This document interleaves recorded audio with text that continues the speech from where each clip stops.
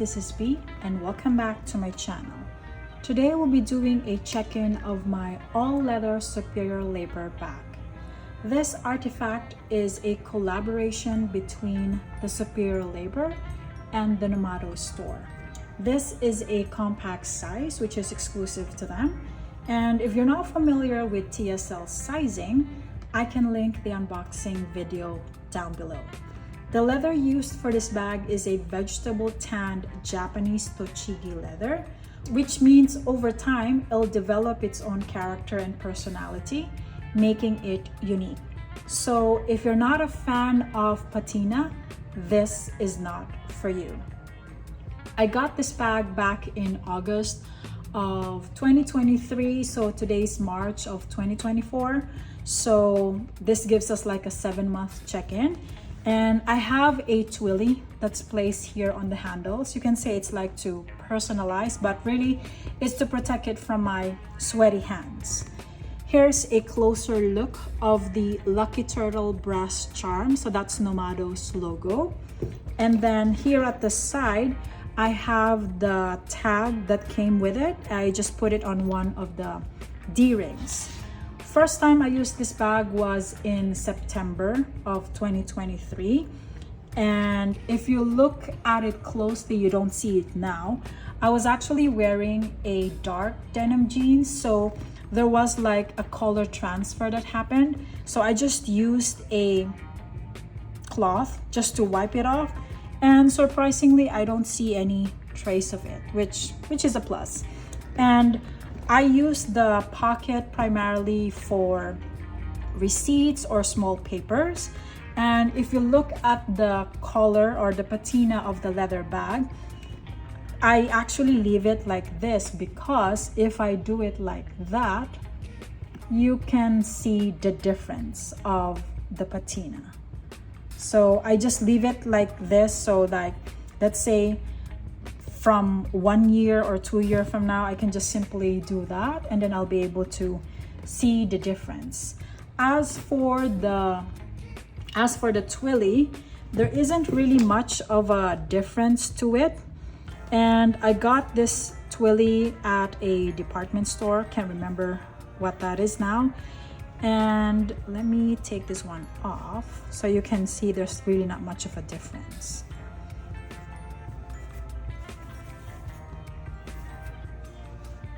So from maybe a little bit, I don't know if the camera's picking that up, but it's just a little bit in terms of the color, but this is like aging really well, because my very first concern, like I said earlier, was the denim, but right now there's really nothing. And maybe a little bit of color difference. I don't know if you can see that, but it's not like what you see here. And then the sides looks like this, so you can see that like this darkened area, because you can actually see that on both sides. That is normal because it's a normal wear and tear, because the bag came with a strap and the ends of it are brass, so it will actually like hit this portion, which is normal. And then the bottom portion looks like this. So before, when I first got it, I don't actually see this line, but now I can see it. So basically that tells you like how the cut and how the bag was sealed, because this portion is a whole thing right here. And then you can see on the side, it looks like that. For the edges, it looks like this. So it looks like that. And then for the other side of the bag, it looks like this. So I don't know if you can see that. This portion right here is caused by one of the rivets that holds, because there's a pocket section inside, which you'll see later. And then everything else is as is. Let me turn the angle a little bit more. So that's, or if I leave it like that, that's how it looks like. And then the inside where the zipper is located looks like this. So like that. And usually when I'm not using this bag, the zipper is always closed. And then I just remove the the handles and then put it inside. So inside I have this one. This is a Musubi Furoshiki. This is in collaboration with Nina Perhonen. They call this Aqua Drop. So this is like water repellent. I have another video where I did like a what's in my bag thing for this one. And this is always inside the bag because if ever it would rain, I use that as a form of protection. So if the bag is in use or not, this is always inside. As for the strap of the bag, it looks like this. So let me just pass it through so you can see that. And then here on the end, and initially you can see like there's this indentation. I have initially used it in here, and then eventually I settled on the this portion. And I haven't got myself like a nylon strap because this is still working for me, and I got used to it in terms of its weight anyway, so it just lives here inside. And what I was mentioning earlier, it looks like that, so you won't really see what you saw this part for the bottom. And then the rivets that I was referring to, where you see this part, is actually on this one for the pocket section. So it looks like that. And the zipper has that leather trim.